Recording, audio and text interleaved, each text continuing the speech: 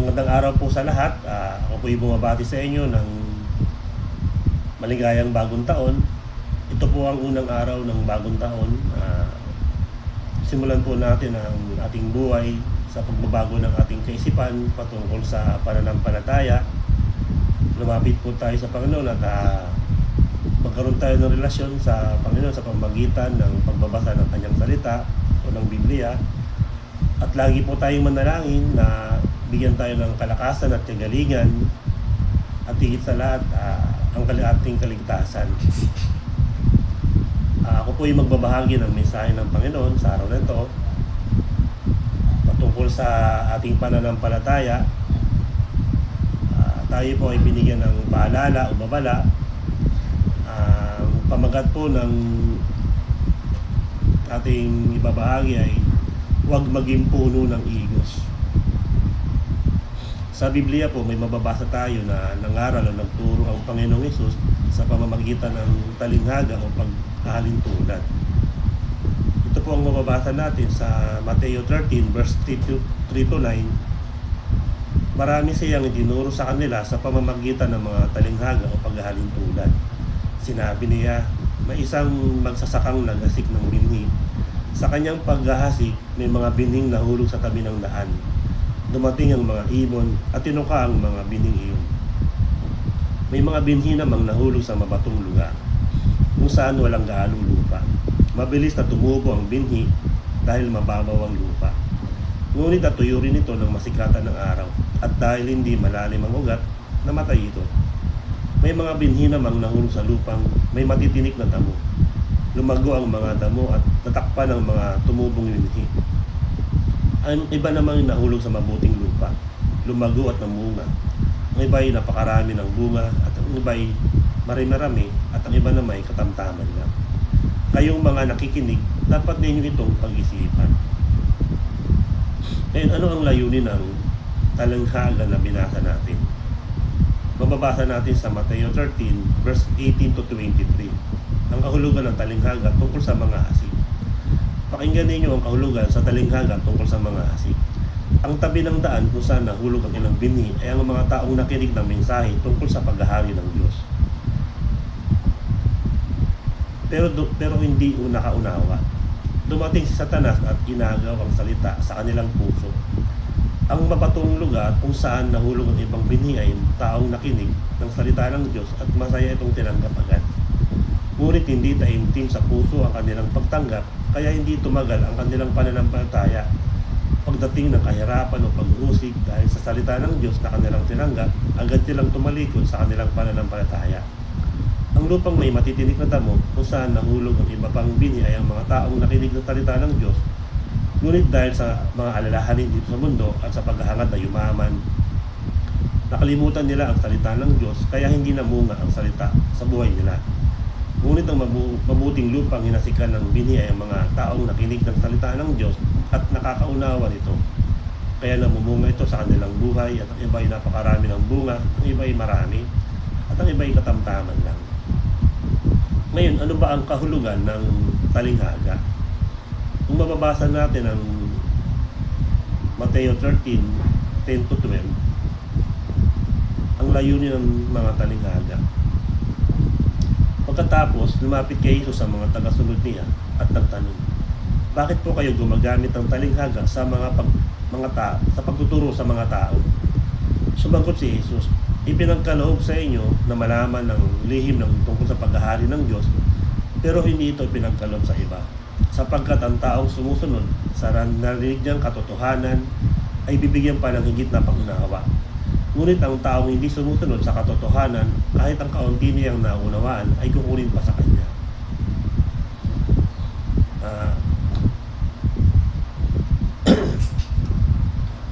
Yung usapin po natin ay patungkol sa pananampalataya natin. Kung babalikan po natin yung video ko nung December 16 na binahagi ko po, ang pamagat po nun ay bakit si Jesucristo ang ating kaligtasan na sinasabi ng Biblia. Kung ang usapin sa pananampalataya ang kaligtasan, paano natin mapapanatili ang kaligtasan natin sa pamamagitan ng pananampalataya? Kaya itong mensahe na huwag maging puno ng egos, yung video ko nung December 16 tsaka itong video na to, konektado po ito sa pananampalataya na may kaligtasan. Kung ang kaligtasan ay nakuha na, natanggap natin sa pananampalataya natin sa Panginoon sa pamamagitan ni Kristo, at nagsisimula ang pananampalataya sa pamamagitan ng pagsisisi. Dahil kung tayo po ay nagsisisi sa ating mga kasalanan, ipagkakaloob po sa atin, o kailangan mo natin magbautismo sa tubig, upang kung tayo ay nabautismohan sa tubig, tayo po ay ipapanganak sa bago nating pagkatao sa spiritual na pamumuhay. At kasunod na po nun, ang kalooban ng Diyos na ipagkaloob sa atin ang banal na Espiritu, at ang banal na Espiritu ang ating kaligtasan sa pamamagitan ng pananampalataya natin. Ngayon, kung dito sa binasa ko sa maghahasik, mapapansin ninyo na ang Panginoong Hesukristo ay hinalintulad sa isang magsasaka, at ang pananampalataya ay hinalintulad sa isang binhi o buto.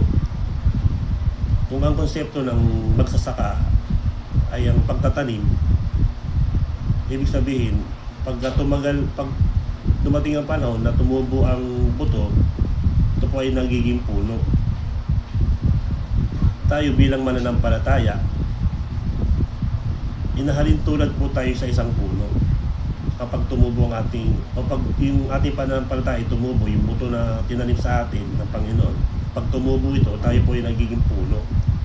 Anong puno ba tayo dapat sa pananampalataya? Ngayon, kung may paghalin tulad sa isang puno na nakikilala ang isang puno sa bunga nito, basahin po natin ang Lucas 6:43 to 45. Lucas 6 verse 43 to 45. Nakikilala ang puno sa bunga nito. Ang mabuting puno ay hindi namumunga ng masama, at ang masamang puno ay hindi namumunga ng mabuti. Ang bawat puno ay nakikilala sa bunga nito. Ang matitinik na halaman ay hindi namumunga ng igos o ubas. Ganon din naman ang tao. Ang mabuting tao ay nagsasalita ng mabuti dahil puno ng kabutihan ang puso niya. Ngunit ang masamang tao ay nagsasalita ng masama dahil puno ng kasamaan ang puso niya, sapagkat kung ano ang nasa puso ng isang tao, iyon din ang lumalabas sa kanyang bibig. Ito po yung paghalin tulad sa atin, dahil kung tayo po ay isang mananampalataya, sinasabi ng Lucas 6 na tayo ay dapat maging mabuting mananampalataya, at ang mabuting mananampalataya ay nakikita sa ating pamumuhay.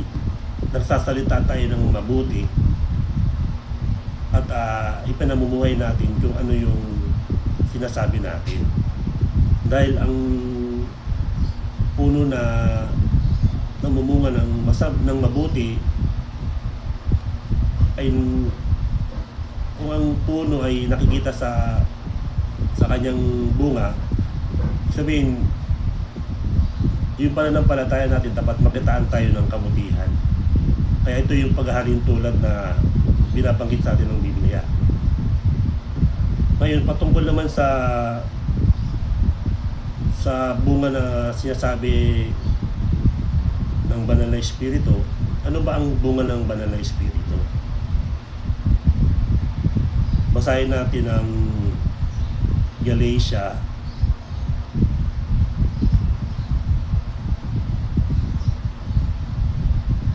5 verse 23, 22-23 pala.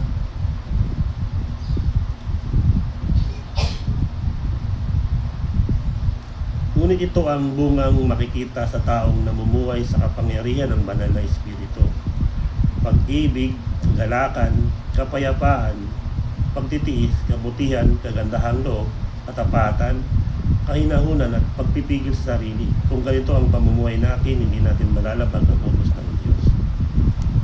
Yun po, kung tayo po ay sumampalataya, tinanggap natin ang banal na espiritu, at ang banal na espiritu ay may kalakip na bunga. Ito po yung sinasabi ng Biblia na bunga ng banal na espiritu. Dapat po makita sa pamumuhay natin, dahil kung sinasabi natin na tayo sumasampalataya o mananampalataya tayo, at kung tayo'y mabuting mananampalataya, dapat nakikita sa pamumuhay natin ang kabutihan at ang bunga ng banal na espiritu. Kasi kung nananampalataya ka na masama ang pananampalataya mo, walang kabuluhan yung pananampalataya mo sa Panginoon. At may sinasabi ang Biblia patungkol sa pananampalataya na walang gawa o masamang gawa. Basahin natin ang Santiago 2 verse 14 to 24.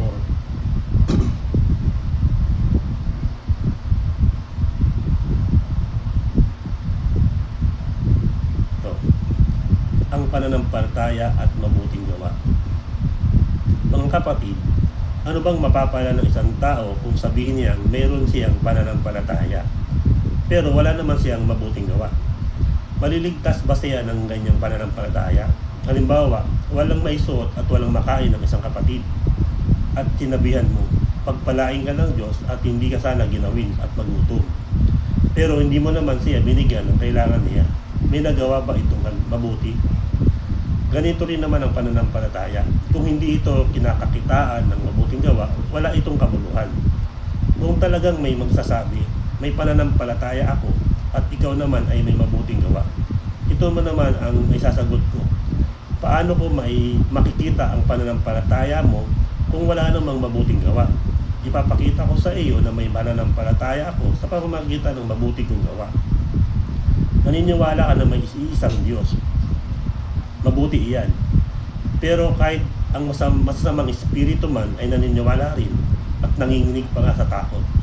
Ikaw na walang pangunawa, gusto mo bang patunayan ko na walang kabuluhan ang pananampalataya kung walang mabuting gawa? Hindi ba't itinuring na matuwid ng Diyos ang ninuno nating si Abraham dahil sa mabuti niyang gawa nang ihandog niya sa altar ang anak niyang si Isaac?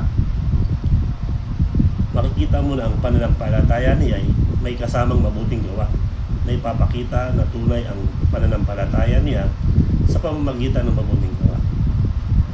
Kung sinasabi na ang pananampalataya dapat may mabuting gawa, ang mabuting gawa ay ang pagsunod sa Panginoon.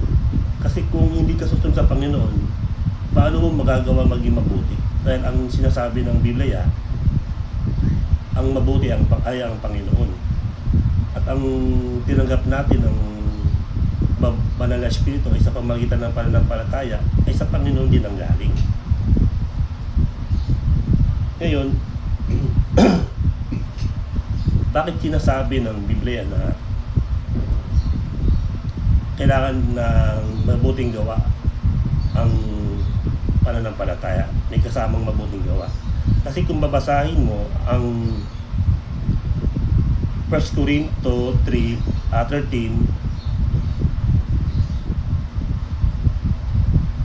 1 Corinto 13 verse 13,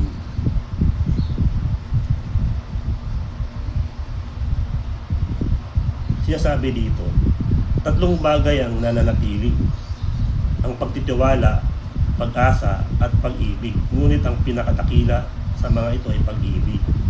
Ngayon, yung pagtitiwala sa English, mababasa mo yan, faith yan.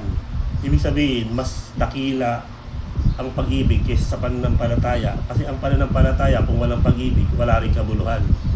Ang pag-ibig kasi, ito yung makukuha mo kapag sumampalataya ka at namunga ka, magkakaroon ka ng pag-ibig na unang-una sa listahan niya sa pag nabasa mo yung Galatia 5:20-23, nasa unahan yung pag-ibig, di ba? Kaya mas dakila siya. Basahin natin ang 1 Corinto 13 verse 1-3, ang pag-ibig. Kung makakapagsalita man ako sa ibang wika ng mga tao at ng mga anghel, ngunit wala naman akong pag-ibig, para lang akong batingaw na umaalingaw o kompya na tumataginting. Kung may kakayahan man akong maghayag ng mensahe ng Diyos at may pangunawa sa lahat ng lihim ng katotohanan at lahat ng kaalaman, at kung mailipat ko man ang mga bundok sa laki ng aking pananampalataya, ngunit wala naman akong pag-ibig, wala akong kabuluhan. At kahit ipamigay ko man ang lahat ng aking ari-arian at ialay ay pati ang aking katawan upang sunugin, kung wala naman akong pag-ibig, wala pa rin akong mapapala. So ito yung sinasabi ng Biblia patungkol sa pag-ibig. Dahil ang pag-ibig, kung sumampalataya at namunga ito sa buhay mo, yung banal na espiritu, magkakaroon ka ng pag-ibig, kagalakan, ayun yung bunga. Ngayon, kung may pananampalataya ka lang na sinasabi mo na sumasampalataya ka, hindi ko alam kung sino yung sumasampalataya na mo, pwedeng sumampalataya ka ngayon, pwedeng bukas, hindi. O kaya sumasampalataya ka lang sa verbal na wala namang mabuting gawa, wala kang kabuluhan sa Panginoon. So yung kaligtasan mo, hindi mo masasabing ligtas ka kahit may pananampalataya ka. Kaya yung video ko na to, konektado to sa una kong video. Kasi yung kaligtasan tinanggap natin sa pamamagitan ng pagsisisi na nagpabautismo tayo, namuhay tayo sa bagong pagkatao sa pamumuhay na espiritual, tinanggap natin ang kalooban ng Diyos sa pamamagitan ng pananampalataya sa Panginoong Jesucristo at tinanggap natin ang banal na espiritu. Kailangan natin mamuhay sa pamumuhay sa banal na espiritu, yung ating pananampalataya na makitaan tayo ng bunga. Kaya yung pamagat ng ating video sa pangalawang video na to na binabahagi ko, huwag maging puno ng igos. Ito ba ay paalala sa atin o babala? Ano ba ang sinasabi ng Biblia patungkol sa puno ng igos? Basahin natin ang Mateo 21:18 to 19. Isinumpa ni Jesus ang puno ng igos. Kinumagahan ng pabalik na sina Jesus sa lungsod ng Jerusalem, nagutom siya. May nakita siyang puno ng igos sa tabi ng daan, kaya nilapitan niya ito. Pero wala siyang nakitang bunga, kundi puro mga dahon, kaya sinabi niya sa puno, hindi ka na mamunga pang muli, at agad natuyo ang puno. Ngayon, kung sa pananampalataya, idihalin tulad tayo sa isang puno, at kung tayo sa pananampalataya hindi namumunga, pwede tayong mahintulad sa puno ng igos na hindi namumunga. Bakit ba hindi namumunga ang isang tao na nananampalataya na? Kasi kung mababasa natin ang una nating binasa na Mateo 13 verse 3 to 9, may mababasa tayo doon na yung sa tungkol sa mga hasi. Nasa pang ilang pwesto ka ba doon kung ikaw ay sumampalataya? Nasa una ka ba na sinasabi? O nasa pangalawa? Sa pangatlo? Yun yung mga taong sumampalataya na hindi namumunga. Kung babasahin natin ang Mateo 13:22,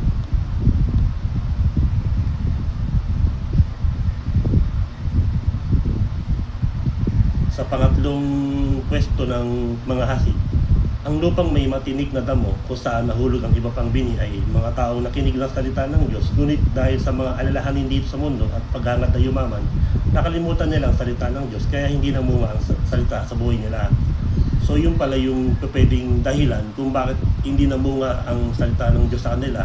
Yung pananampalataya nila ay natabunan o natakpan ng paghahangad na yumaman o mga problema, pagsubok sa mundong ito.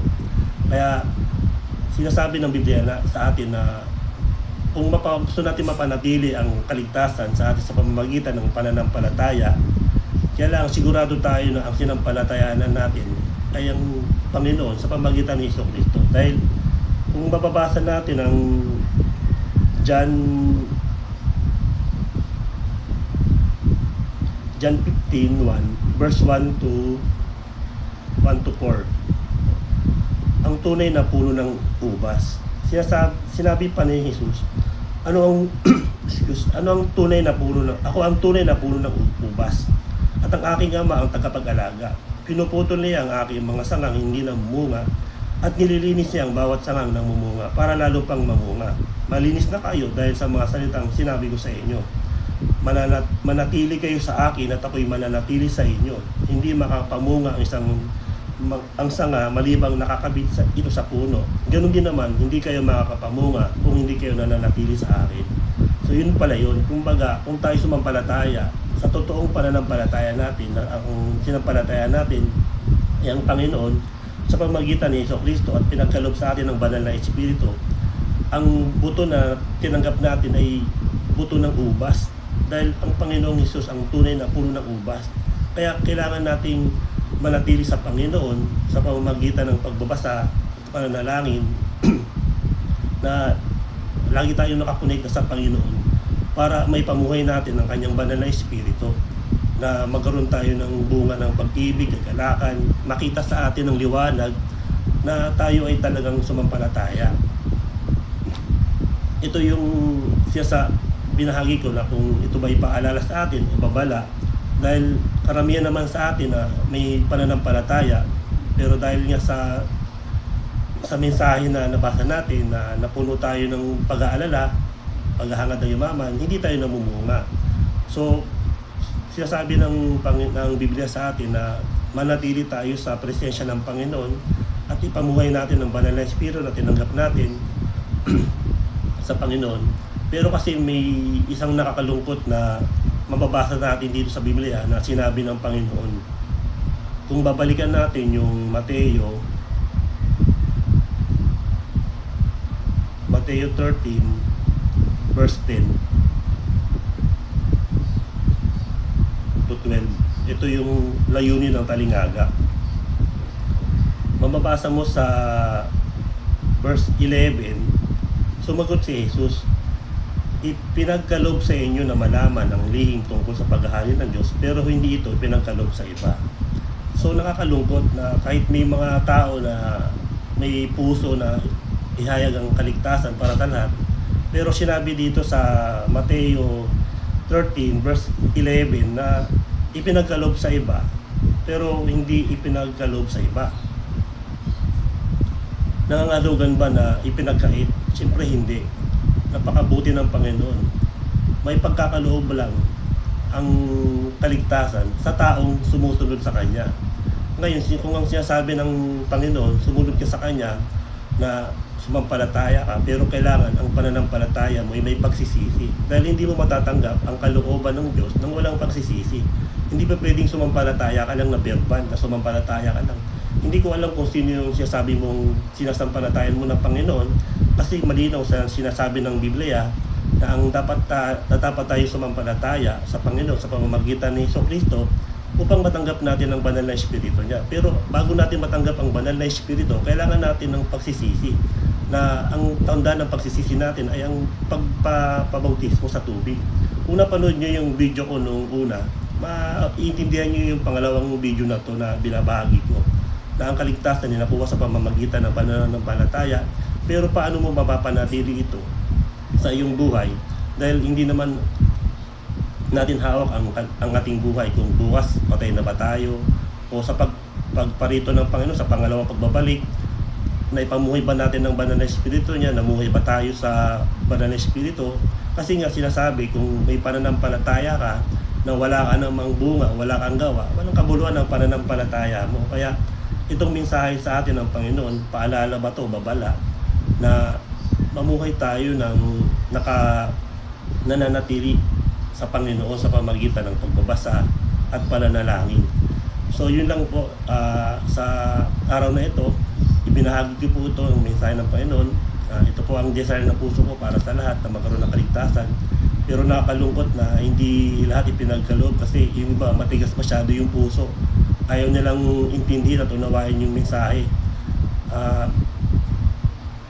Sana po sa taon na to, pag-isipan ninyo po yung buhay ninyo, na magkaroon po tayo ng relasyon sa Panginoon. Napaka ano po nito sa atin, napakabuti. Dahil hindi po natin alam ang bukas o anong mangyayari sa taon na to, sa buong taon.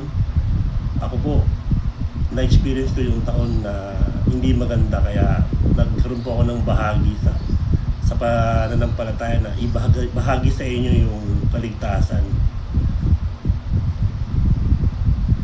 Yun lang po ang may babahagi ko sa ngayon.